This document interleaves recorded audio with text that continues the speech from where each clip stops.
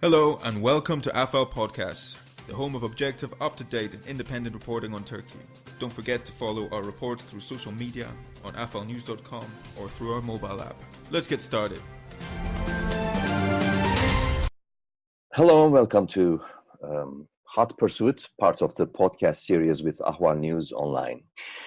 Today we will speak about the Supreme Electoral Board's decision to call for a rerun of the local elections in Greater Istanbul municipality, which caused a lot of turmoil and debate about the future of democracy or whatever remains of it in Turkey. And one of the keen observers of the political process, as well as judicial and human rights developments in Turkey, is Prof Eissenstat, professor with Middle East History at St. Lawrence University and the senior fellow at POMED, Project on Middle East Democracy. Welcome, Howard. Hi, it was good to be with you. Great to be with you too. And let's talk about this subject because many has been seeing this as a threshold into a harsher, more hardcore authoritarian rule in Turkey. Some call it fascism, some call it the initial phases of fascism, etc. And this decision, first of all, how do you define it? How do you see it? This decision is, of course, calling off the result of Istanbul, which led to the main opposition candidate or opposition bloc candidate, Ekrem Imamoğlu, and his certificate was taken away yesterday from him, and it calls for a re-election in June 23, which is about more than a month from now. Okay, let's hear what your assessment is.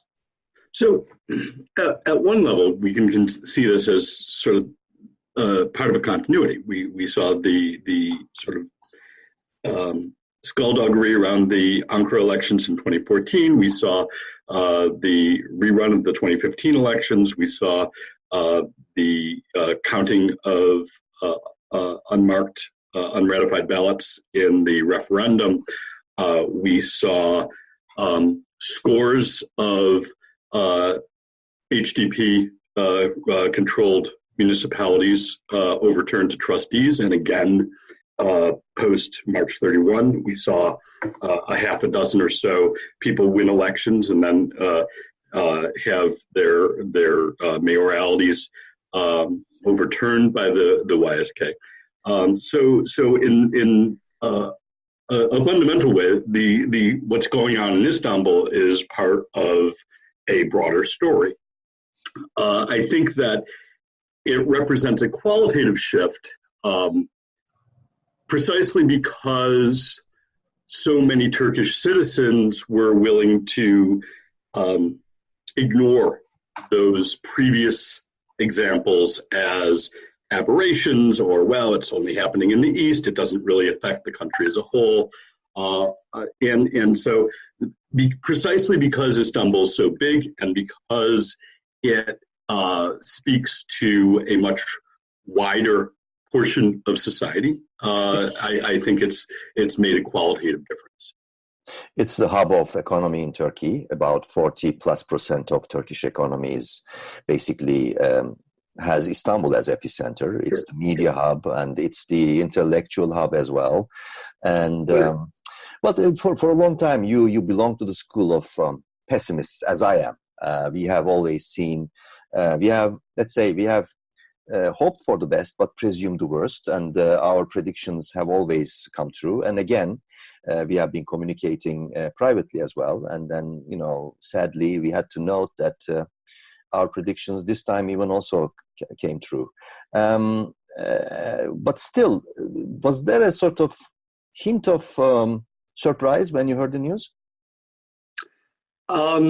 I was more surprised that the AKP didn't take it on March 31st. My expectation on March 31st was that they would by hook or by crook win the election, because up through 31 March we didn't see the sort of concern about Imamoğlu that we saw about Ankara, for example. And so I was surprised by the outcome. But I also didn't expect it to stand. I thought that, look, the AKP had two choices post March 31st. They could have allowed Imamoğlu to stay in power, but denuded him of actual power by either devolving power to the districts, which were still under the AKP, or raising them up to the central government, and then using prosecutions and whatnot to harass Imamoğlu. That would have been, in a sense, not a democratic response, but certainly a more moderate response. It would have been better for the Turkish economy. I think in the end, there were a number of reasons why the President Erdoğan chose not to do that. I think that, first of all, there's a patronage system, resources that go directly to his circle of cronies that Istanbul represents. I think as well that it was seen as a symbolic, it was seen as a sign of weakness, and I think that President Erdoğan just didn't feel like he could afford that. He needed to demonstrate that he was still in control, and that brings us to this point. And make no bones about it, it's a radical choice. It's going to be costly for the Turkish economy. It's going to be costly for President Erdoğan's legitimacy generally, and it's going to require of the AKP a harder and more brittle rulership hereafter. Mm-hmm. And in a broader picture, if you lined up the patterns, the rupture points, etc., if you take sort of, not Gezi, but maybe the graph probes, 17-25 December 2013, and then the Erdoğan being elected, again under sort of harsh circumstances in 2014 August, and then on, and all these chain of events meant that Erdoğan, being sort of a political animal, masterful politician, and an engineer of politics, set a pattern, sort of a pattern that meant that he consolidated more and more power, albeit in a slow motion manner. Some call it power grab in a slow motion. And there were these points. And we have come through attempted coup, and we have come through a referendum which changed Turkey's administrative system. And now we have come to this March 31, which is, of course, by far more grotesque in terms of challenging the election logic and election, law. Has Erdoğan passed Rubicon?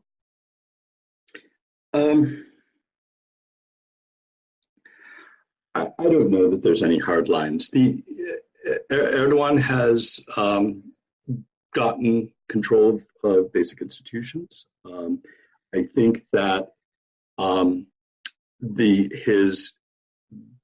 claim sort of widely accepted in Turkey, not just among the AKP, but among many people in the opposition as well, that Turkey, push comes to shove, Turkey's still an electoral democracy, that Erdoğan came by the vote and he'll leave by the vote.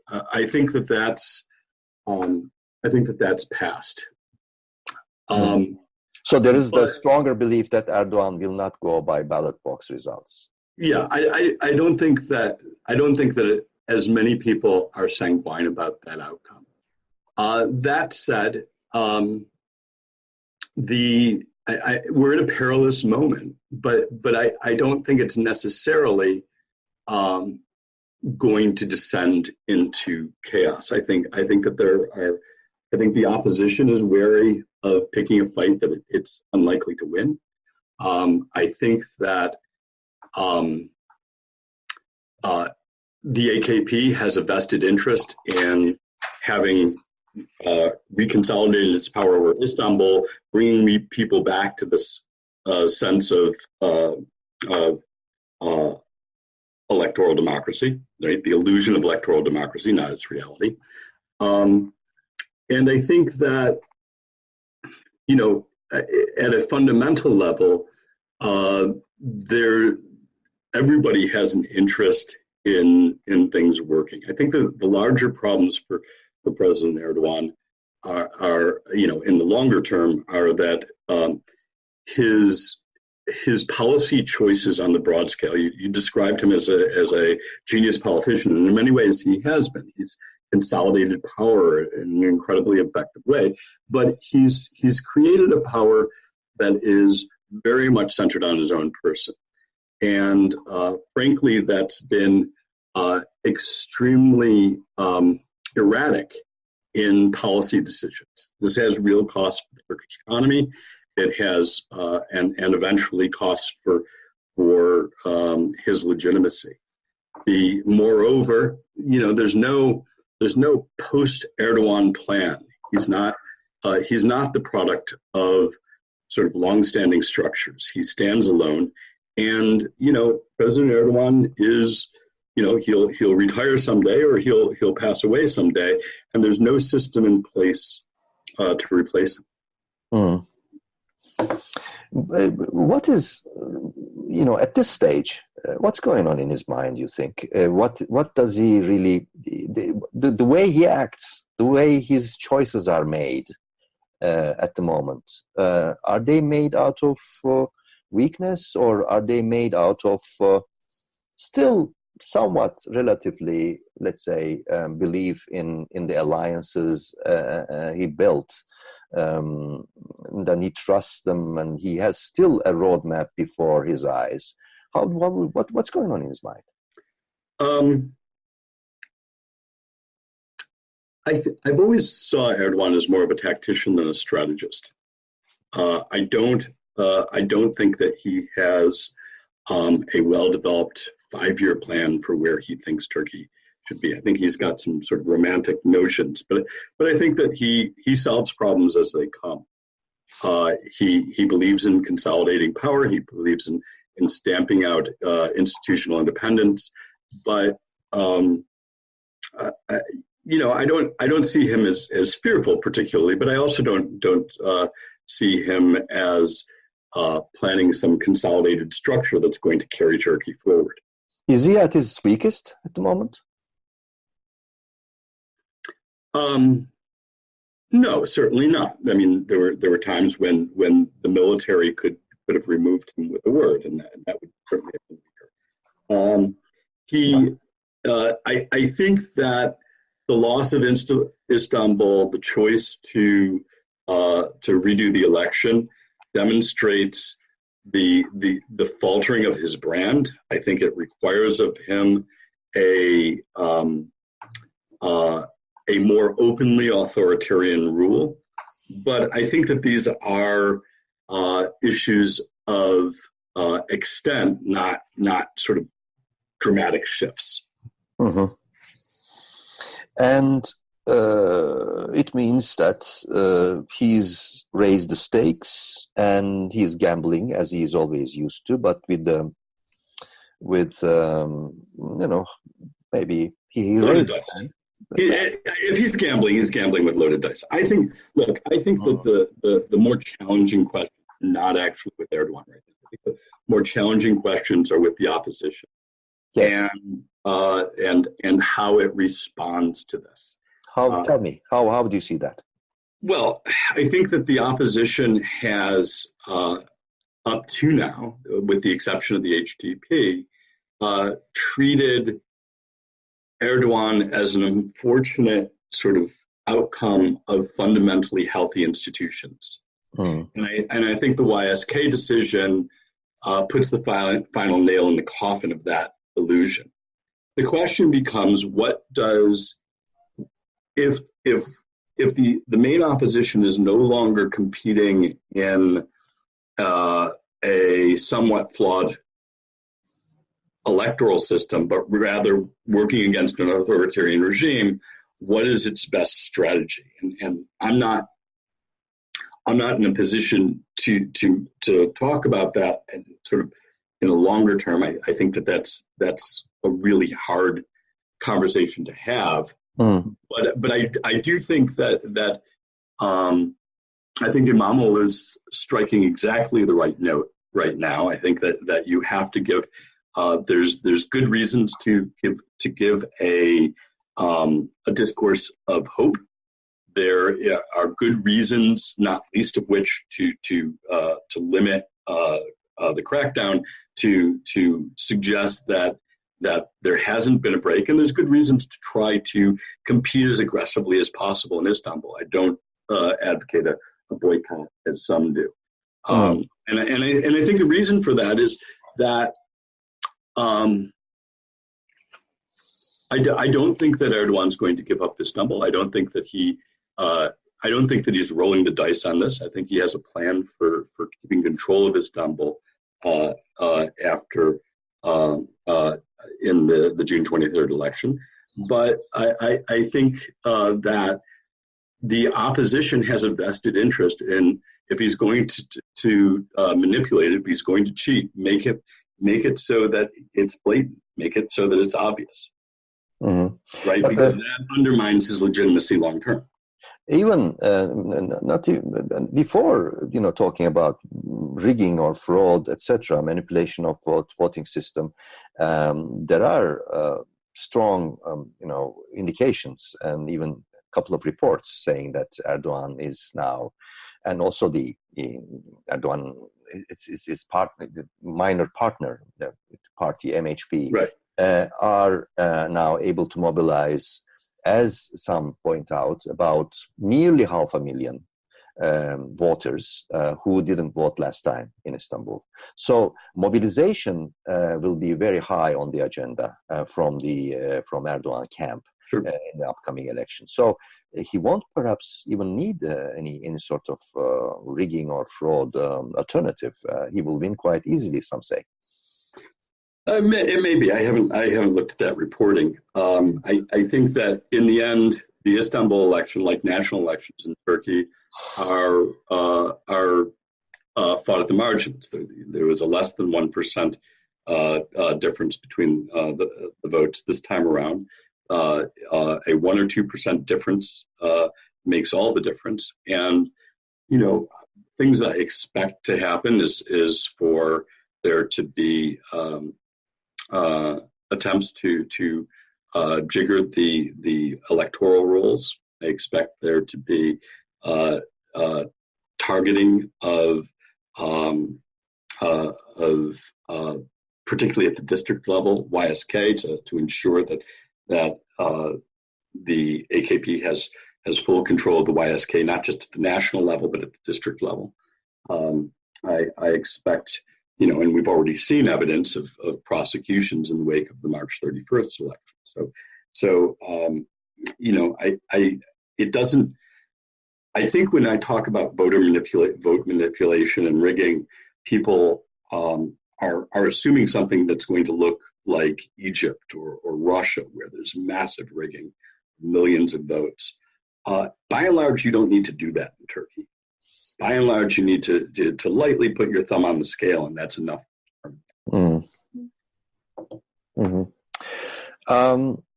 And then, on a final note, perhaps we should also talk about something we didn't talk about, a possibility again, that 5 weeks left, roughly speaking, as we do this interview, and 5 weeks is a very, very long time in Turkish terms, for Turkish politics. And a lot can happen.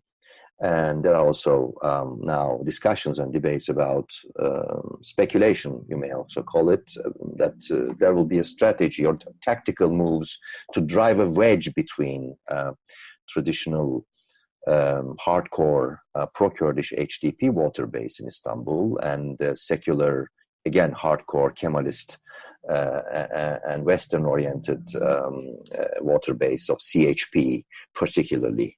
Do you see that as a sort of a probability that this? I've seen the reporting. I don't give it an awful lot of credence. I suppose it's theoretically possible, but I don't see much evidence for it at this point. It's some of the some of this is highly speculative.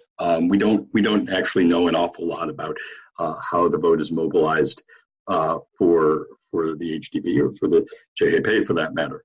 There's not a lot of scholarship on it. I don't take it very seriously personally. Mm-hmm. Okay, the final question. Let's say, as you predict, and as I also agree with you in your prediction, Erdoğan wins again. And then what? What will happen? What to expect about Turkey? I think that the challenge then is, effectively, then we're looking for about 4 years before the next election.